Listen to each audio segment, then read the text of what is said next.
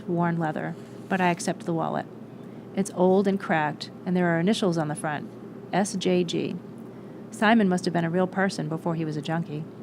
Someone with initials who was proud enough to have them engraved on his wallet. I peek inside. There's a paper Social Security card with the name Simon James Grady, a library card from Dubuque, Iowa, and money. At least $200. Hey, there's a gruff voice beside us, and I smell unwashed body, a familiar odor like onion soup gone bad. You gonna eat that? Jack rolls his eyes. Frankie, get the hell away from us. Frankie's bloodshot eyes are lasered in on the wallet. Damn it, Jack says. We try to move to a different corner of the terminal, but Frankie lumbers after us. We ignore him. We don't have much time. Jack, you need to leave too. Seriously, go find Nessa and get away from here. Jack shakes his head nervously and scans the terminal. Don't worry about us. I'll think of something to tell Magpie. You didn't get to see it, but I think he really likes us. He says we're more special to him than any of the other kids, and I believe him. We'll be okay, I promise. I bite my lip and my eyeballs sting. I don't want to leave Jack and Nessa behind in this place, but I can't stay either. Jack rubs his nose with the heel of his hand. So where are you going, Hank? I clutch the book.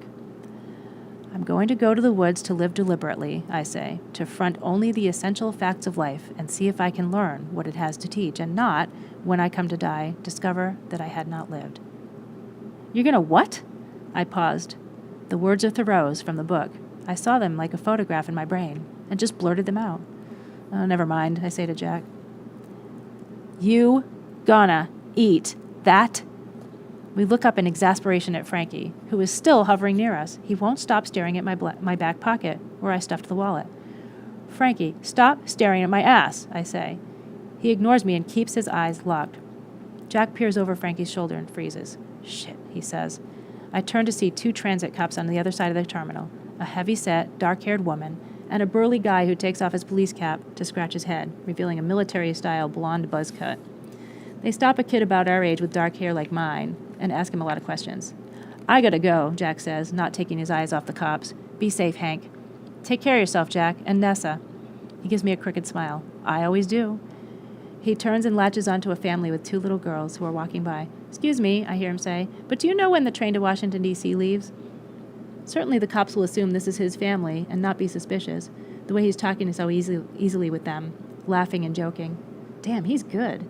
But aside from Frankie, who doesn't count, I'm a kid all alone. And if the word is out about the assault in the alley this morning, they'll be on the lookout for 3 kids, one of them who looks exactly like me. The cops have stopped asking questions.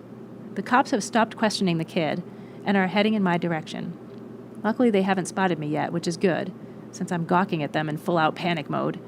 After all, I now have Simon's wallet on me, evidence to connect me very solidly with a crime.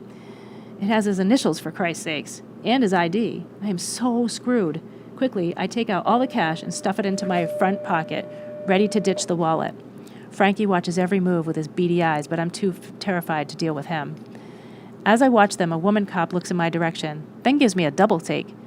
She looks tough, like she'd really enjoy being the one to nail my ass to the wall. I glance away quickly, but she and her buzz-cut partner are heading straight for me. I won't have a chance to dump the wallet in the trash without them being suspicious. You gonna? I stare blankly at Frankie and pull the wallet out of my back pocket. He licks his lips and looks expectant. As casually as possible with my back to the cops, I hand Frankie the Social Security card. He grins, takes it from me with a pinky extended, and pops the whole thing in his mouth. In one chew and swallow, it is gone. I hand him the library card, and it too vanishes. Digesting the evidence. So far, so good. Bless you, Frankie. Bless you. Turning back toward the transit cops, I see they're almost on me. But then this lady in a purple knit hat darts in front of them, eyes up on the destination screen, and she smacks right into the burly cop. In the confusion, I grip the wallet, hoping for the impossible. Paper is one thing, but can Frankie actually eat a wallet? You gonna... I drop it on the floor and kick it to the tips of his dusty black boots. Take it! And so he does.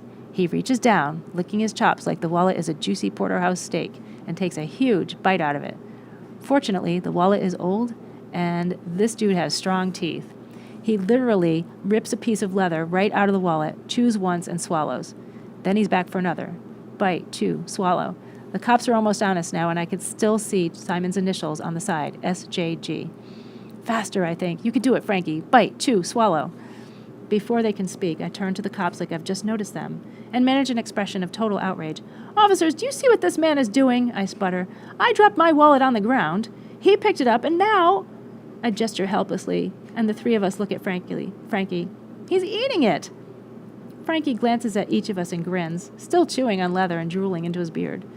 The front of the wallet, the part with the initials, is almost gone, except for the first letter, S.